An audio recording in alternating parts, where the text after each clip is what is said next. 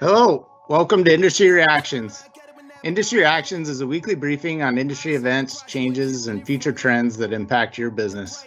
I'm your host, Rick Honer, and today I'm joined by a special guest and Champions Club winner, Seth Sedberry from ChemPoint. Welcome, Seth. Hey, how's it going?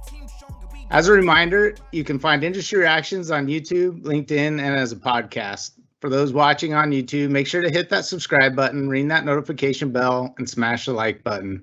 We plan on discussing issues that impact the global industry and help you uncover new opportunities. We hope this will provide market intelligence that will keep you ahead of changing conditions. Awesome. Well, first in news, the chemical market shrugged off the Colonial Pipeline outage.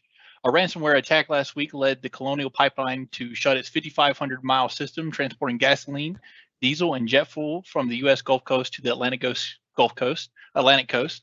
I'm sure everyone's aware of this because we've all been watching everyone fill up trash bags with gasoline for the last week.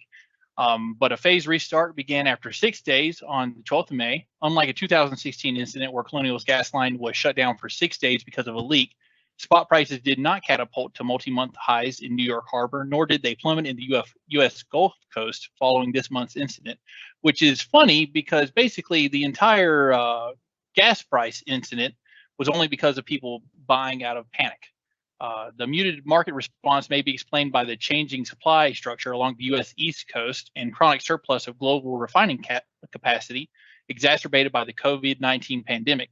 Furthermore, the shutdown has had no impact on the aromatics market, says analyst at IHS Markit, although that could have changed if the outage had extended through next week. Yeah, so I think everybody's breathing a little bit of sigh of relief around this one. I don't know if you saw, but Brentag, who's another global chemical distributor, they got hit. They had to pay about a $4.5 million ransom to get out. Look, I would not wish this on my worst enemy, and it's larger and growing, and clearly they've identified our industry as target rich, where we've got a lot of very large corporations that have underinvested in technology, and so I view this as only the beginning, and it's going to continue to escalate. All right, so as we jump into global chemicals production, there was a slight pause. It eased a little bit in March. There's been a recovery that's been going on since last June. During March, the chemical output grew in Africa and the Middle East and the Asia Pacific region and was pretty weak elsewhere. The headline global production was up 18% year over year on a 3-month moving average basis, since output was down a year ago due to the COVID situation. Also during March, global capacity rose only 0.2%, but was up 2.1% on a year-over-year basis. I mean, for me, this is kind of interesting, especially being right in the middle of it. A pause, maybe. I have a hard time believing that because the demand still seems very strong. I feel like this data is just kind of telling us that there's a supply side situation going on here where producers simply can't produce. They can't get feedstocks that they need to produce in this particular environment.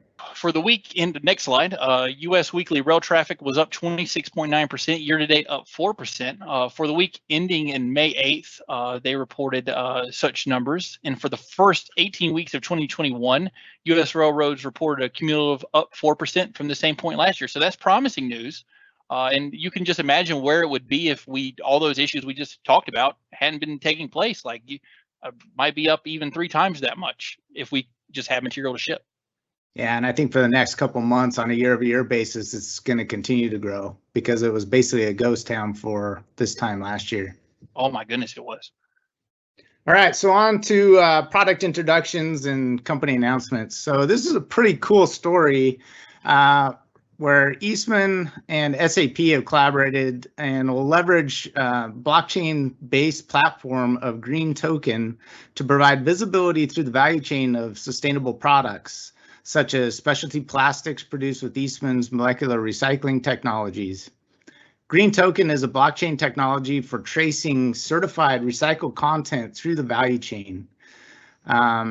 Through data transparency enabled by blockchain, the platform is designed to give brands and the consumers traceable information of sustainable attributes of products, including their percentage of certified recycled content.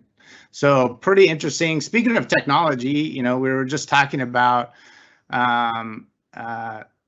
technology companies and being a little further behind, but this is a pretty good story of leveraging blockchain to help protect information and sourcing information. All right.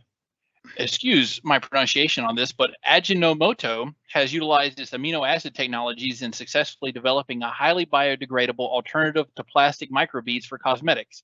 This material has the same feel and function as microbeads derived from plastics, which are widely used in skincare and makeup products. Very concerning. Ajinomoto Co. plans to launch the product in the first half of 2022. Some countries, North America, Europe, and Asia, have already tightened regulations on rinse-off personal care and other products that use plastic microbeads and have switched to alternatives. However, due in part to the technical difficulty of developing an alternative to plastic microbeads, regulations on their use have not been enacted by many major industrial nations. And this is, I remember when they just did this with toothpaste not too long ago, where it turns out you were brushing your teeth with plastic, and now it also turns out that you're probably rubbing it on your skin all day. And it's just like, how much plastic? I was looking this up because of this like little note. We eat 5 grams of plastic a week, which is 1 credit card. Like you're literally eating a credit card worth of plastic each week, and then some of it just stores in your body. And so how much plastic are you toting around with you just inside of you? It's really kind of concerning to think about because, man, this stuff's everywhere, and you're getting it from the food you eat because it's in the ocean, and then the animals eat it, and then you eat the animals, and your plastic's everywhere. And so we're like, like I mentioned it yesterday, but our alien's going to dig us up at some point and be like, silly humans, you're not supposed to eat that stuff. Well, I got to keep my wife from using the credit card some way. Might as well eat it. All right, that's a good story. All right, so on to Bostik. So Bostik's expanding its offering in high-performance adhesives in the U.S. with the planned acquisition of Edge Adhesives Texas. This is a complementary asset in hot melt adhesives and pressure-sensitive adhesive tapes for residential construction. The project is in line with Arkema's strategy of bolt-on acquisitions to develop greater breadth in adhesives and deliver new products to meet expanding demand. This is a bolt-on acquisition for Bostik, and it's part of their growth strategy in high-value-added adhesives as it expands its presence in North America.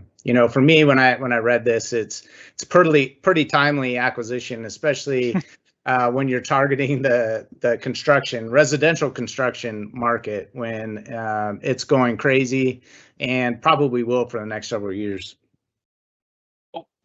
All right, on to the next one. Faro Corporation, a leading global supplier of technology-based functional coatings and color solutions, today announced it has entered into a definitive agreement to be acquired by Prince International Corporation, a portfolio company of American Securities LLC, in an all-cash transaction valued at approximately $2.1 billion or 12.4 times EBITDA.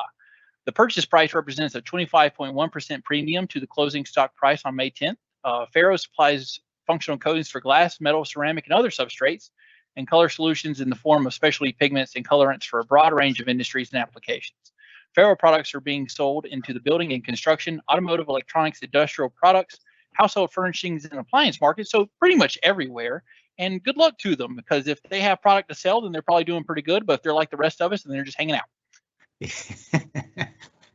All right. And our last story is around Altina AG has acquired Henkel's closure materials business. As a result, the Specialty Chemicals Group is strengthening its range of PVC-free solutions for the packaging industry in particular. Sealing compounds are used in a wide variety of packaging, such as for food and beverages.